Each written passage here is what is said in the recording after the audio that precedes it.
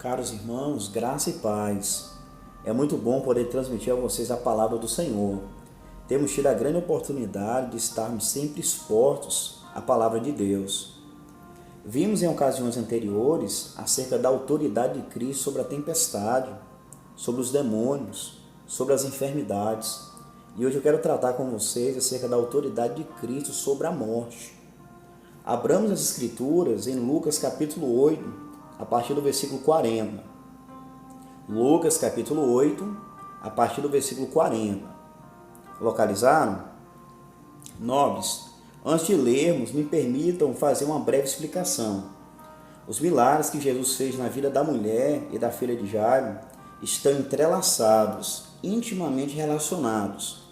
Poderíamos ter tratado as duas histórias juntas, mas optamos por tratar em dois sermões a fim de darmos uma melhor atenção a cada narrativa.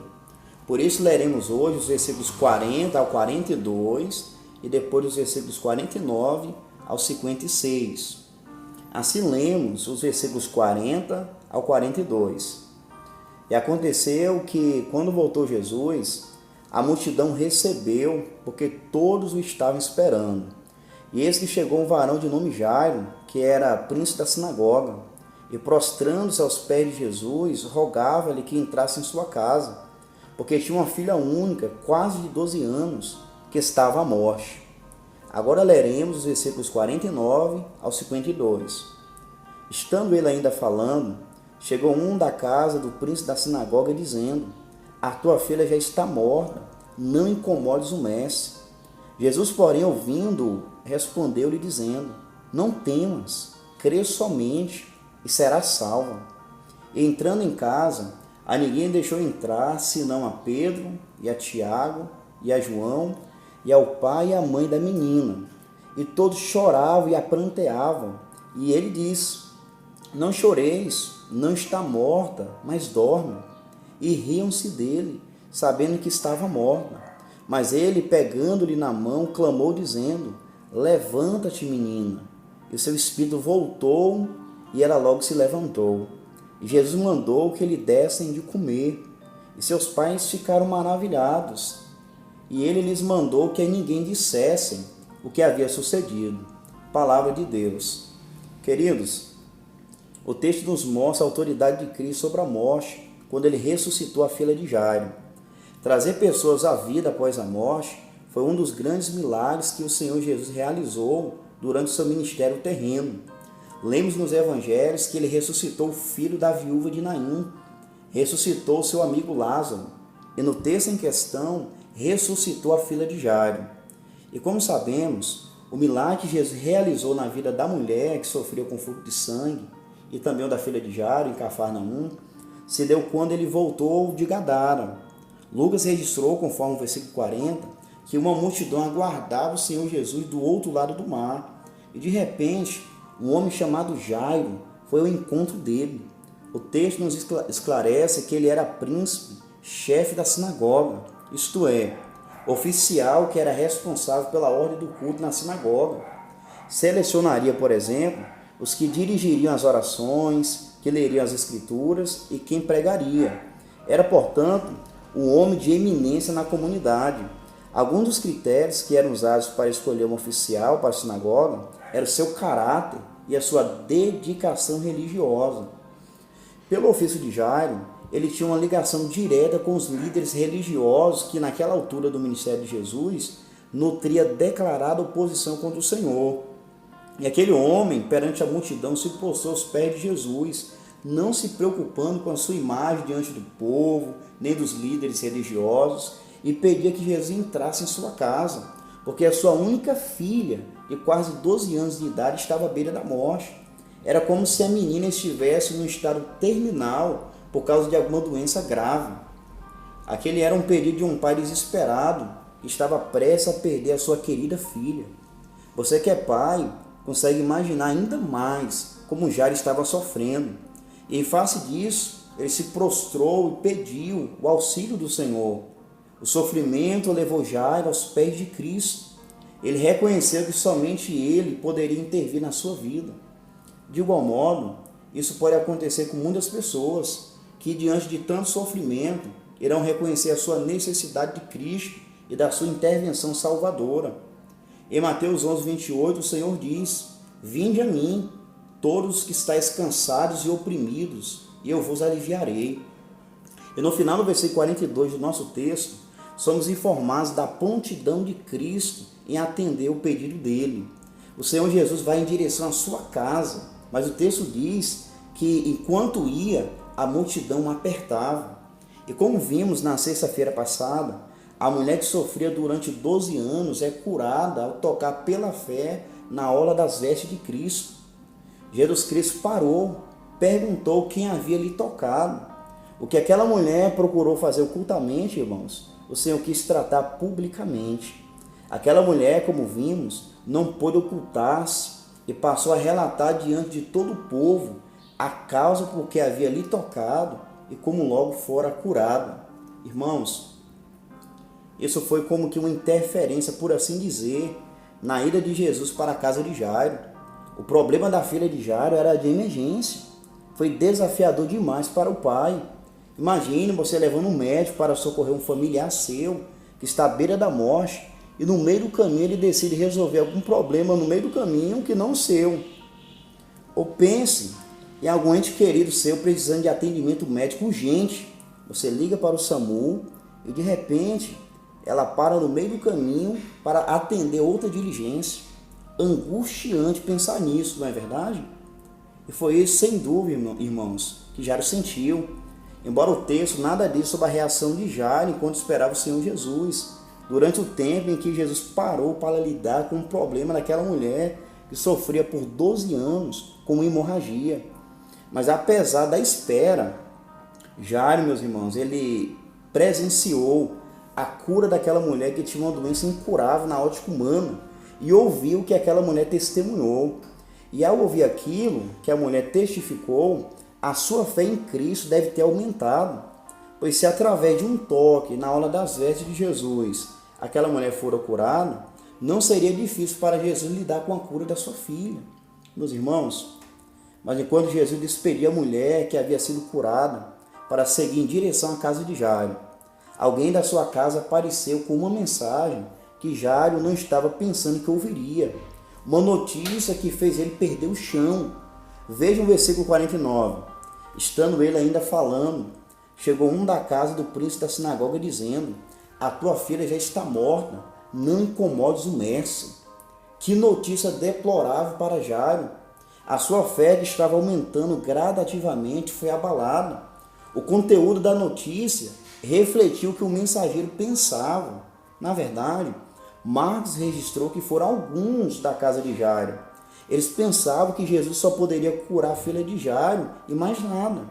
E como a menina já havia morrido, eles consideravam que nada mais poderia ser feito, como se não houvesse mais esperança. Aquelas pessoas, meus irmãos, não sabiam que Jesus tem autoridade sobre a morte. E essa mensagem afetou muito a fé de Jairo, ao ponto de ele ter sido acometido pelo medo. Olha o versículo 50. Jesus, porém, ouvindo, respondeu-lhe dizendo: não temas, crê somente e será salvo. O texto outra vez não fala de qual foi a reação de Jairo, mas Cristo intervém por ele. Ele transmite uma mensagem totalmente diferente da que Jairo havia recebido. Não temas, crê somente e será salvo. Jesus encorajou Jairo a permanecer crendo nele. Ele estava temendo, mas Cristo intervém para sustentar sua fé. Prezados, o Senhor preserva a fé do seu povo.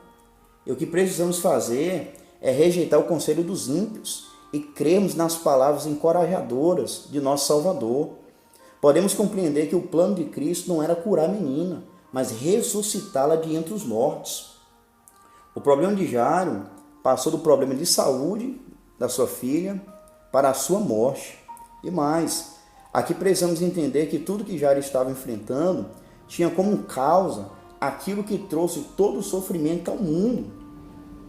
Assim como só existem enfermidades e todos os outros sofrimentos por causa do advento do pecado, assim também a morte só passou a existir por causa disso. Se não houvesse pecado, não haveria morte. Deus havia advertido Adão que se ele pecasse, certamente morreria. Ouça o que está escrito em Gênesis capítulo 2, versículos 15 ao 17. E tomou o Senhor Deus o homem e o pôs no jardim do Éden para o lavrar e o guardar. E ordenou o Senhor Deus ao homem, dizendo: de toda a árvore do jardim comerás livremente, mas da árvore da ciência do bem e do mal, dela não comerás, porque no dia em que dela comeres, certamente morrerás. E quando Satanás usou a serpente para enganar Eva, ele distorceu essa advertência de Deus. Ouça o relato de Gênesis capítulo 3, versículos 1 ao 5. Ora, a serpente era mais astuta que todas as alimárias do campo que o Senhor Deus tinha feito. E essa disse à mulher: é assim que Deus diz: não comereis de toda a árvore do jardim? E disse a mulher à serpente: do fruto das árvores do jardim comeremos, mas do fruto da árvore que está no meio do jardim, disse Deus: não comereis dele, nem nele tocareis, para que não morrais. Então a serpente disse à mulher: certamente não morrereis, porque Deus sabe que no dia em que dele comerdes, se abrirão os vossos olhos e sereis como Deus, sabendo o bem e o mal. Irmãos, Satanás enganou Eva, e ao comer do fruto, deu também a Adão, e ele comeu, e com isso a morte entrou no mundo. Em Romanos capítulo 5, versículo 12, Paulo também reforça essa explicação. Portanto, assim como por um só homem entrou o pecado no mundo, e pelo pecado da morte, assim também a morte passou a todos os homens, porque todos pecaram. Guardem isso, só existe morte por causa do pecado. E a morte é uma das evidências de que todos os seres humanos são pecadores. Sendo assim, irmãos, Jairo e a sua família estavam sofrendo as consequências do grande problema da humanidade. De fato, o pecado é o grande problema. Ele afetou a natureza e todos os aspectos da vida humana, de modo que só Cristo, somente Cristo, pode resolver esse problema. Jairo ele procurou Jesus, acreditando que ele podia livrar sua filha da doença. Presenciou o que Cristo fez na vida da mulher no meio do caminho. Foi encorajado por ele frente à desesperança. E depois disso, seguiu para casa, acompanhado daquele que é o príncipe da vida. E ao chegar na casa de Jairo, o Senhor Jesus selecionou as pessoas que entrariam na casa. Ele tomou as rédeas da situação e, demonstrando a sua autoridade, não permitiu que ninguém entrasse, senão a Pedro, Tiago e João e os pais da menina, a saber, Jairo e a sua esposa. E o ambiente, meus queridos, era de choro e pranto. Mateus apresenta um detalhe que quando Jesus chegou na casa, ele viu os instrumentistas, aqueles que tocavam flautas e o povo em alvoroço. Era comum entre os judeus, diante da morte de um ente querido, contratar instrumentistas, bem como as chamadas carpideiras, que eram mulheres profissionais que choravam durante o funeral. Mas não havia apenas choro profissional, havia choro real. O choro da mãe, dos familiares e vizinhos. E não é de duvidar que Jairo entrou na sua casa com lágrimas nos olhos. Amados, o ambiente era de demasiada tristeza. E como Cristo selecionou quem entraria, Mateus acrescenta que ele disse para os profissionais saírem, porque a menina não estava morta, mas dormia. Ao que os profissionais passaram do choro para o riso. Eles riram de Jesus porque sabiam que a criança estava de fato morta, como diz o versículo 53. Quando Jesus falou que a menina não estava morta, mas dormia, não significava que a menina não havia morrido de fato, pois no versículo 49 foi dito a Jairo que a menina estava morta. Mateus diz que os instrumentistas já estavam presentes no local. E no versículo 53, ao rirem de Jesus, o texto diz que eles sabiam que a menina estava morta. E ainda no versículo 55, diz que quando Jesus mandou a criança se levantar, o espírito voltou ao corpo da menina e ela se levantou. Então, quando Cristo disse que a menina estava dormindo, era uma figura de linguagem comumente usada na Bíblia para se referir à morte, mas que para ele, para Jesus, é como se ela estivesse apenas dormindo. E estando somente as pessoas que Jesus deixou entrar, O texto diz nos versículos 54 e 55 que o Senhor pegou na mão da criança e clamou dizendo: levanta-te, menina. E o seu espírito voltou e ela logo se levantou. Notem, o texto diz que o espírito voltou, ou seja, o espírito havia se retirado do corpo da menina, mas na ressurreição o espírito retornou. A morte física é a separação do espírito do corpo, como também podemos verificar em Tiago 2,26. Mas a ressurreição é o retorno do espírito ao corpo. Cristo fez um milagre naquela casa, irmãos. Ele trouxe a vida da menina que estava morta, porque ele tem autoridade sobre a morte. Ele é a ressurreição e a vida. Louvado seja Deus. E nota ainda a reação dos pais no início do versículo 56. E seus pais ficaram maravilhados. Irmãos, isso é emocionante. Os pais que estavam em lágrimas minutos atrás viram sua filhinha reviver pelo poder de Cristo diante de tamanho milagre. Eu não sei se Jairo se lembrou naquele momento o que Jesus havia falado para ele: não temas, crê somente e será salvo. Uma coisa podemos acreditar, que isso deve ter se tornado assunto de muitas conversas posteriores. Mas antes de seguirmos para algumas considerações finais, eu chamo a vossa atenção para duas ordens que Jesus deu para os pais. A primeira ordem é vista no final do versículo 55. Jesus mandou que lhe desse de comer. O Senhor destaca que de fato a menina ressurgiu a ponto de poder se alimentar. E Cristo deixa também claro os cuidados devidos nessa vida.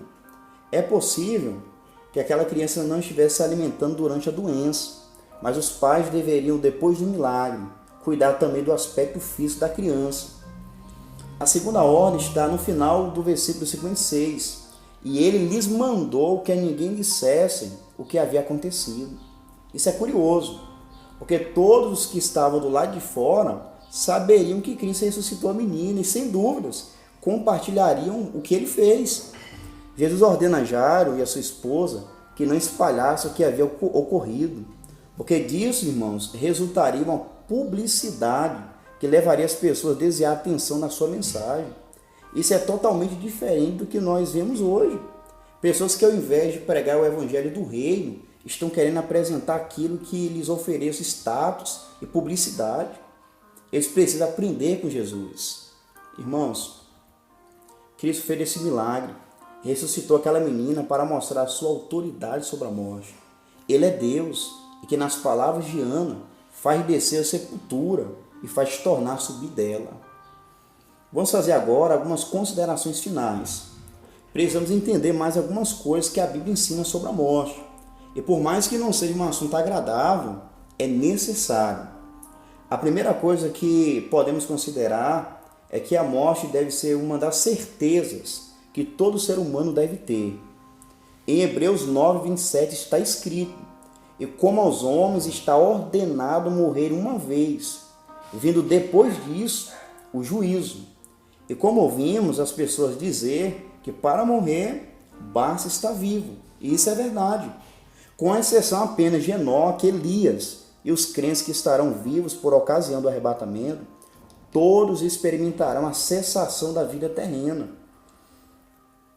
E como após a morte segue-se o juízo, não existe essa de reencarnação. Isso é um engodo. Quem morrer em Cristo vai para um lugar de gozo e aguardará a ressurreição do corpo, pois a redenção do corpo faz parte da promessa de glorificação.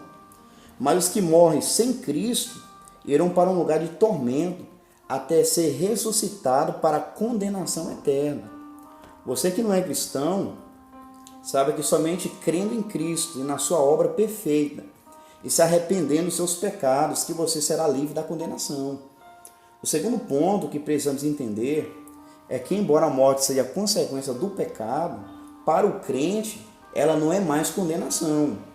Ouça o que Paulo escreveu aos Romanos capítulo 8, versículo 1. Portanto, agora, nenhuma condenação há para os que estão em Cristo Jesus, que não andam segundo a carne, mas segundo o Espírito. Paulo denota o que a morte representava para ele, quando em Filipenses capítulo 1, versículo 21, declarou: porque para mim o viver é Cristo e o morrer é ganho. Na vida do cristão, a morte conduz o crente à presença de Cristo. Escutem o que está escrito em 2 Coríntios, capítulo 5, versículo 8. Mas temos confiança e desejamos, antes, deixar esse corpo para habitar com o Senhor. Deixar o corpo aqui é uma referência à morte física. Então, quando um crente morre, ele vai diretamente para a presença de Deus. Em Filipenses capítulo 1, versículo 23, Paulo também fala sobre isso. Mas de ambos os lados estou em aperto, tendo desejo de partir e estar com Cristo, porque isso é ainda muito melhor. O único desafio que o crente pode enfrentar diante da sua morte pode residir no processo da morte, como ele pode morrer, mas não na morte em si. Uma outra coisa que precisamos entender é como reagirmos diante da morte de pessoas queridas. E aqui eu preciso destacar 3 coisas acerca disso. A primeira se aplica às pessoas queridas em geral, envolvendo familiares ou conhecidos, crentes ou descrentes, e diz respeito à reação natural de nós, seres humanos, que é de chorar. Vocês se lembram de como as pessoas choravam pela morte da filha de Jairo? Mas por que eu digo isso? Porque muitas pessoas pensam que, por serem cristãs, não podem reagir dessa maneira. Mas isso não é verdade, irmãos. Eu quero registrar alguns exemplos de como a Bíblia descreve a reação de pessoas de Deus em face da perda de alguém. Temos o exemplo de Jacó, quando recebeu a notícia que seu filho José havia morrido, embora fosse uma mentira dos seus filhos que haviam vendido José, ele rasgou as suas vestes, pôs pano de saco sobre os seus lombos, lamentou a seu filho por muitos dias e recusou ser consolado. Podemos verificar em Gênesis 37, versículos 32 ao 35. O próprio José, diante da morte de seu pai Jacó, a Bíblia diz que ele chorou, Gênesis 50, versículos 1 ao 3. Davi, quando soube que seu filho morreu, seu filho Absalão, que inclusive, irmãos, tentou tirar a própria vida do pai, Davi chorou em alta voz. Podemos ver em 2 Samuel 18, 33. Davi ainda, ao saber da morte de Saul, ele chorou. Segundo o livro de Samuel, capítulo 1, versículos 11 e 12. Os irmãos, em face da morte de Estevão, que os irmãos sabem que foi apedrejado, em Atos 8, 2, eles choraram. O apóstolo Paulo, quando Epafrodito quase morreu, em Filipenses 2, 25 a 28, Paulo expressa que Deus livrou ele de sofrer tristeza sobre tristeza. Mas, sobretudo, irmãos, temos o exemplo do próprio Jesus, que diante da morte do seu amigo Lázaro, em João capítulo 11, versículo 35, diz: Jesus chorou. Isso não significa dizer que a Bíblia recomenda a pessoa ficar em depressão, muito pelo contrário. Essa reação natural de choro pode livrar a pessoa de problemas futuros. O ponto aqui é que ser cristão não significa que a pessoa deixou de ser humano.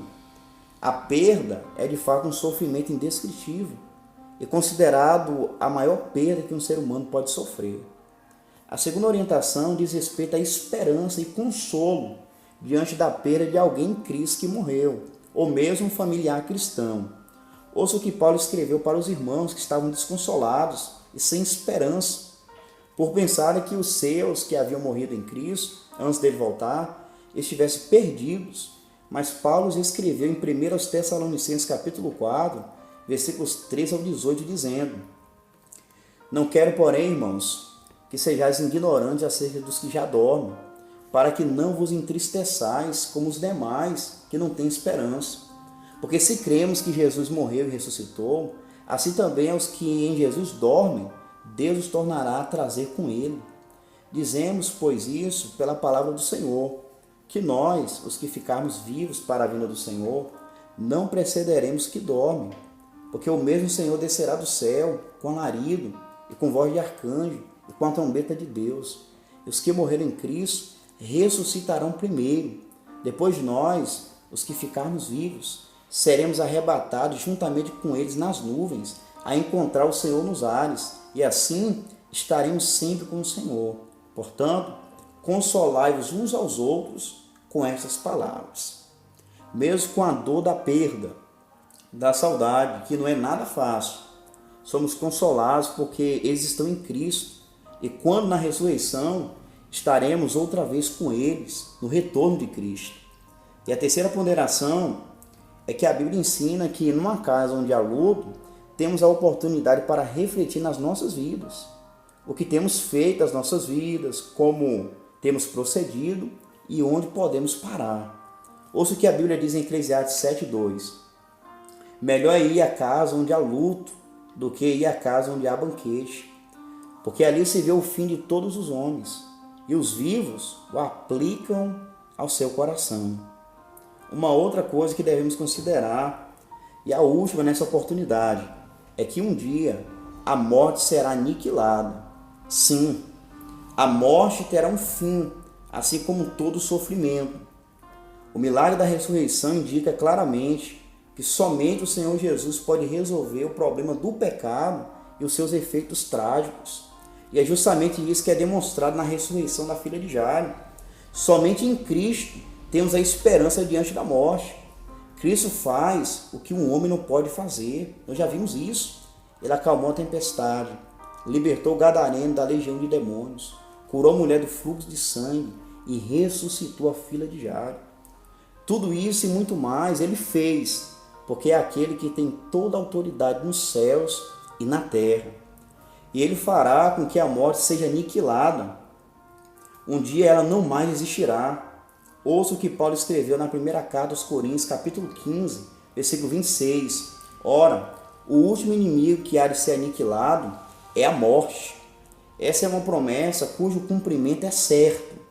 Em Apocalipse, capítulo 21, versículo 4, diz: E Deus limpará de seus olhos toda lágrima, e não haverá mais morte, nem pranto, nem clamor, nem dor, porque já as primeiras coisas são passadas. Sendo assim, confie em Cristo, viva para Ele, porque Ele disse em João capítulo 11, versículos 25 e 26, Eu sou a ressurreição e a vida, quem crê em mim, ainda que esteja morto, viverá, e todo aquele que vive e crê em mim, nunca morrerá. Crês tu isso?